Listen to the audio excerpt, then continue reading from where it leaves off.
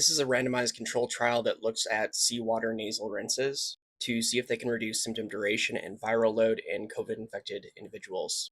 It was a prospective randomized controlled multicenter parallel study, which included 355 COVID cases that were either mild or moderate cases. The quote unquote active group was given 4 daily nasal washes with undiluted isotonic seawater versus the control group, which is without the nasal wash. Symptoms were self assessed daily for 3 weeks, and viral load was measured by real time PCR on nasal swabs. These were collected on days 0, 5, 14, and 21, and digital droplet PCR was additionally performed.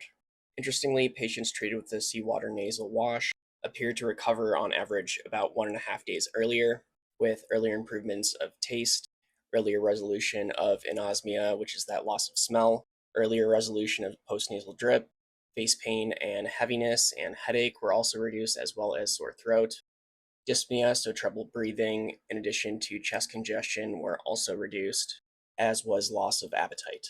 The even more interesting point is that evolution towards more severe COVID 19 cases was lower in the active nasal wash group than in the control group, meaning there was less likelihood of having a mild case go to a moderate case or a moderate case go to a severe case when an individual was using the seawater nasal wash, with the nasal wash again being something like using a neti pot. Additionally, in the nasal wash group, there was a lower percentage of COVID positive household contacts, which all seems to indicate that doing this nasal washing is very beneficial. So, diving in, what makes a nasal irrigation solution close to seawater? Well, it has to be slightly alkaline in pH, so slightly higher than 7, with richer content in magnesium, potassium, calcium, and lower sodium chloride concentrations than saline solutions. So, again, this is very distinct. This is different than a saline solution.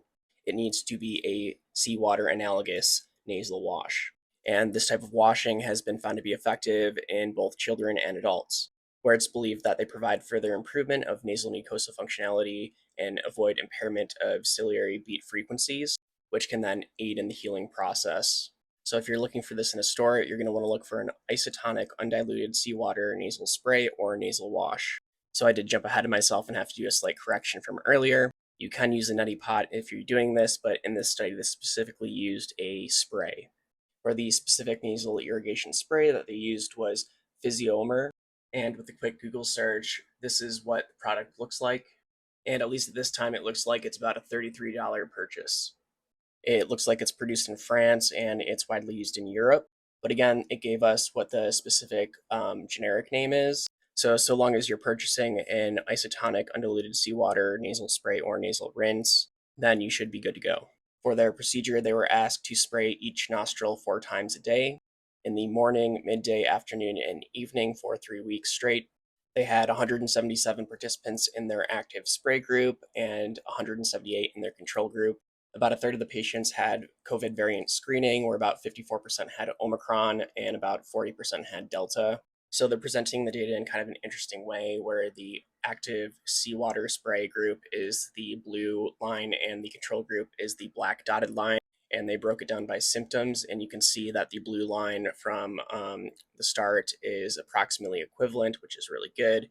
And then as time progresses and they're continuing to use the nasal sprays, it becomes significantly or consistently lower for all categories than the control group, where overall there were earlier reductions in the cycle threshold value at both days 3 and 5 for the nasal wash group as compared to the control group. And this was especially true for younger subjects, where this was most pronounced in 18 to 30-year-old subjects, where the black is the control, the dark blue here is the nasal wash treated, where by day 3, there was about a 26% reduction in the cycle threshold value, and then by day 5, there's about a 42% change in the cycle threshold value, while the control group that wasn't treated had about 13% reduction and a 24% reduction. So using a nasal wash solution with seawater spray within 48 hours of symptom onset is very important for quicker symptom relief, where the study showed that you can have